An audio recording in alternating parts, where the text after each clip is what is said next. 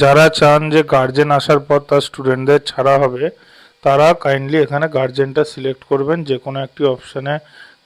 দিনে যে দিনে আপনি চাইবেন যে গার্জেন আসুক, বা যদি আপনি এভরিডে চান তো এভরিডে চেঞ্জ করবেন। তো গার্জেনে চেঞ্জ করার পর আপনি সেই দিন যেতে পারেন। এবার আপনার যদি মনে হয় যে কোনো একদিন আপনার স্টুডেন্ট গেছে বাসে, দেন আপনার মনে হলো যে আমি গিয়ে নিয়ে আসবো বা কিছু, তখন আপনি স্কুল ছুটি হওয়ার আধ ঘন্টা আগে অবধি চেঞ্জ করতে পারবেন।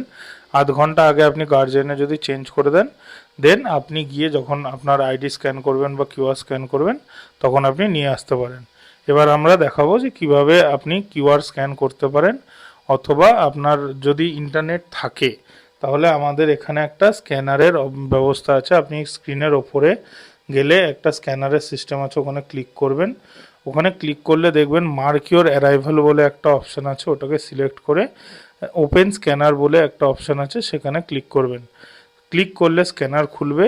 স্কুলের বাইরে যে স্ক্যানারটা দেওয়া আছে, আপনার যদি ইন্টারনেট থাকে আপনি এটার মাধ্যমে কিওয়ার্ডটাকে স্ক্যান করবেন, তাহলে অটোমেটিক আপনি যে স্কুলের এখানে এসছেন সেটা আপডেট হয়ে যাবে আমাদের সিস্টেমে। এবং মনে রাখবেন যে আপনাকে স্কুলের একটা পেরিমিটার আছে, সেই পেরিমিটারের মধ্যে দাঁড়িয়ে এটা করতে হবে, ওর বাইরে গেলে আপনার আবার ডিঅ্যাক্টিভেশন হয়ে যাবে। এবার ইন কেস যদি আপনার কাছে কিউআর কোড না থাকে, মানে ইন্টারনেট না থাকে, তখন আপনি কি করবেন, আপনি স্ক্রিনের ওপরে ডান দিকে দেখতে পাবেন মাই কিউআর বলে একটা অপশান আছে, এবং সেখানে আপনি ক্লিক করলে আপনার কিউআর কোডটি খুলে যাবে।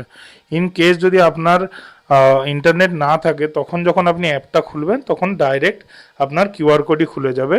এবং এই কিউআর কোডটা নিয়ে আমাদের যে বসানো সিস্টেম আছে, সেই সিস্টেমে আপনি যখন স্ক্যান করবেন, 10টা থেকে 10টা 20-র মধ্যে গার্জেনদের ঢোকানো হবে স্কুলের ভেতরে, যাদের ইন্টারনেট নেই তারা ফোনটি দিয়ে আমাদের ডিভাইসে স্ক্যান করবেন, তাহলে অটোমেটিক আপডেট হয়ে যাবে। কিন্তু যদি আপনার কাছে ইন্টারনেট থাকে, তাহলে ভিড় এড়ানোর জন্য এবং সিস্টেমটাকে সুস্থভাবে পরিচালনা করার জন্য আপনারা যে স্ক্যানারটা দেখানো হলো, সেই স্ক্যানারের মাধ্যমে আমাদের স্কুলের বাইরে বসানো কিউআর কোডটাকে স্ক্যান করবেন, তাহলেই সিস্টেমটা আপডেট হয়ে যাবে।